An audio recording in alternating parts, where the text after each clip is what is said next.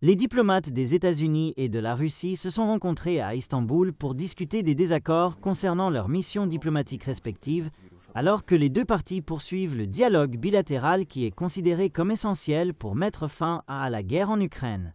Les délégations dirigées par le secrétaire d'État américain, Marco Rubio, et le ministre des Affaires étrangères russe, Sergei Lavrov, ont convenu la semaine dernière en Arabie Saoudite de commencer des discussions sur les missions diplomatiques.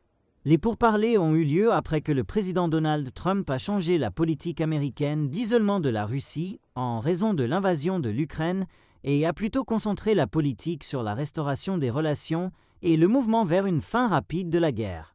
Les pourparlers bilatéraux à Riyad ont soulevé des inquiétudes quant au fait que les États-Unis pourraient négocier un accord défavorable pour l'Ukraine et l'Europe.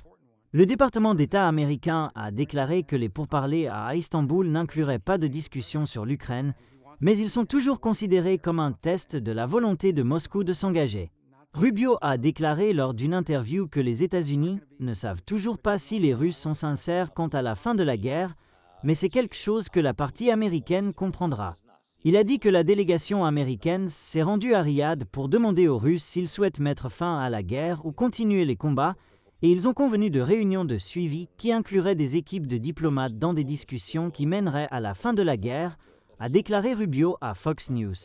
S'ils insistent sur quelque chose d'irréaliste, nous comprendrons qu'ils ne sont pas sincères. Mais nous devons tester cela, a déclaré le chef de la diplomatie américaine. Nous devons savoir, et le président veut savoir, si les Russes sont intéressés à mettre fin à cette guerre ou non, a déclaré Rubio. Le président Trump a conclu des accords tout au long de sa vie. Il ne s'impliquera pas dans un mauvais accord. Un porte-parole du département d'État a déclaré à Reuters que l'agenda des pourparlers à Istanbul n'inclurait pas de questions politiques ou de sécurité. Plus tôt, Lavrov a déclaré que les pourparlers se concentreraient sur la création de meilleures conditions pour les diplomates russes aux États-Unis et pour leurs homologues américains en Russie. Les deux pays ont expulsé des diplomates et ont restreint les nominations de nouveaux employés dans les missions diplomatiques de l'un et de l'autre depuis le début de la guerre en Ukraine il y a 3 ans.